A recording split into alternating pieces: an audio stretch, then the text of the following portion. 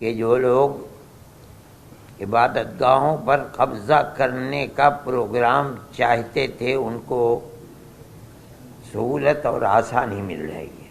ان تمام قوانین اور قواعد کی لائبریریوں کو، ان کے کتابوں کو آگ لگاؤ۔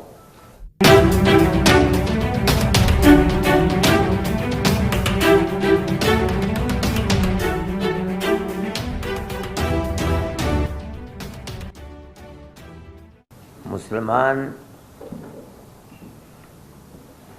ملک کی آزادی کے بعد اس طرح کے مسائل میں گھرا ہوا ہے۔ بابری مسجد کا مسئلہ تھا، لیکن اسی زمانے میں مختلف مسجدوں کے مسئلے، خود دلی کی جامع مسجد کا مسئلہ ہے، احمد آباد کی مسجد کا مسئلہ ہے، سنبھل کی مسجد کا مسئلہ ہے، متھرا ہے، یہ تمام مسائل اٹھ رہے تھے۔ لیکن اس وقت جس تیزی کے ساتھ یہ مسائل اٹھے ہیں، ان سے یہ محسوس ہوتا ہے کہ قانون کو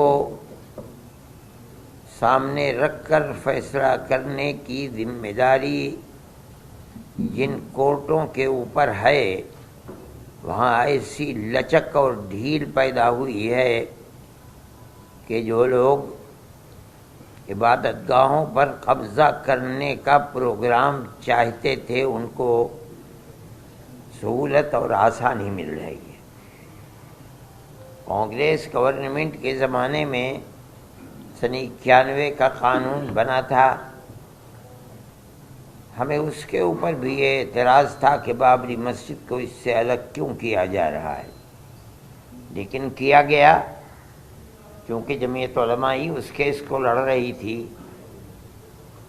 اور ہم پوری قوت کے ساتھ جو بہتر سے بہتر وکیل تھے ان کو سامنے لا کر ہم نے اپنے دعوے کو پیش کیا، اور ہم بار بار یہ بات کہتے تھے کہ ثبوت اور شواہد کی بنیاد کے اوپر، یعنی قانونی دلائل کی بنیاد پر جو فیصلہ سپریم کورٹ کا ہوگا ہم اسے قبول کریں گے۔ سپریم کورٹ کا ایک فیصلہ کہ مسجد اپنی جگہ ہے، کسی مندر کو توڑ کر نہیں بنائی گئی، یعنی جہاں بابری مسجد ہے وہ رام جنم بھومی نہیں ہے، یہ فیصلہ کورٹ نے دے دیا سپریم کورٹ میں۔ یہ دلیل تھی، سروے ہوا تھا، سروے سے ثابت ہوا کہ یہاں کوئی دوسری عمارت نہیں تھی۔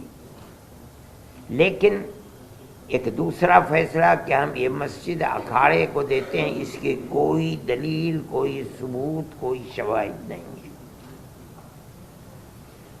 سپریم کورٹ کے اس فیصلے نے، آپ خود دنیا کو دیکھیں، ملک کو دیکھیں، اس فیصلے نے کہ ہم عقیدت کی بنیاد پر اس مسجد کو توڑوا کر کے ہم اکھاڑے کو دیتے ہیں، اس نے جو راستہ دکھلایا ہے، اس راستے دکھلانے کے بعد پھوٹ پڑے ہیں مسائل کہ اس مسجد کو بھی لو، اس مسجد کو بھی لو، اس مسجد کو بھی لو، اس کے اوپر بھی۔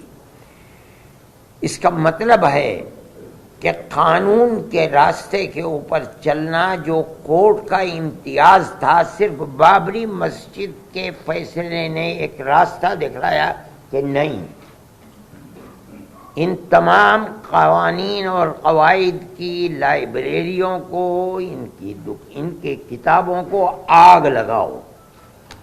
کوئی چیز نہیں ہے، فیصلے مذہب کے اندر جو بھی ہوں گے وہ عقیدے کی بنیاد کے اوپر ہوں گے، عقیدت مندی کی بنیاد پر ہوں گے، تو ملک کیسے چلے گا؟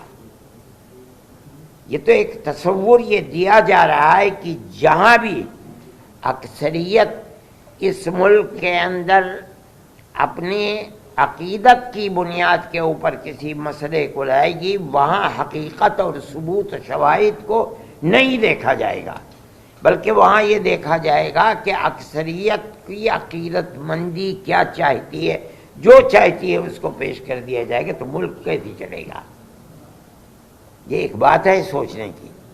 ہم صرف اتنی ہی بات کہنا چاہتے ہیں کہ اگر روش یہی چلے گی تو چاہے وہ کسی بھی اقلیت کا فرد ہو، چاہے وہ سکھ ہو، چاہے وہ جین ہو، چاہے وہ مسلمان ہو، چاہے وہ عیسائی ہو، کسی مسئلے کے اندر اس کو فیصلہ نہیں ملے گا.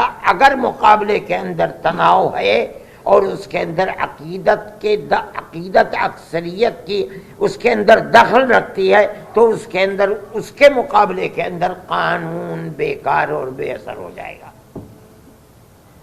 یہ بات میں ہی نہیں کہہ رہا ہوں، سمجھدار اور بڑے بڑے وکلاء یہ بات کہہ رہے ہیں کہ اس فیصلے نے بابری مسجد کے جو راستہ کھولا ہے کہ عقیدت کی بنیاد جب کبھی مقابلہ ہوگا تو قانون اس کے مقابلے کے اندر ہیج ہو جائے گا. تو پھر لا آپ پڑھاتے کس لیے ہیں؟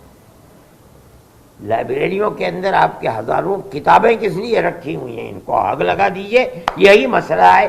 یہ ملک کا میں سمجھتا ہوں بہت بڑا المیہ ہے کہ اس ملک کے اندر آج مسلمان یہ کہہ رہا ہے کہ مسئلے کی بنیاد لوور کورٹ سے لے کر سپریم کورٹ تک عقیدت کے اوپر ہے، قانون کے اوپر نہیں ہے. میں اس کو بہت بڑا المیہ سمجھتا ہوں اور ایک یہ داہیہ ہے، بڑا مسئلہ ہے. اس مسئلے کو سوچنا چاہیے اور جن لوگوں کے ہاتھ میں ملک کی باغڈور ہے انہیں سمجھنا چاہیے کہ مسئلے ملک کو کدھر لے کر کے چلنا ہے. میں اس سے زیادہ اپنے افسوس کا کوئی اور اظہار نہیں کر سکتا. میں آپ سے کسی پیسے کی مانگ نہیں کر رہا ہوں، لیکن چاہتا ہوں کہ آپ لوگ اس چینل کو سبسکرائب کریں، ویڈیو کو شیئر کریں تاکہ ہمارے حوصلے مضبوط ہوں اور ہم آپ کے لیے، سماج کے لیے اسی طرح آواز اٹھاتے رہیں. دھنیہ واد.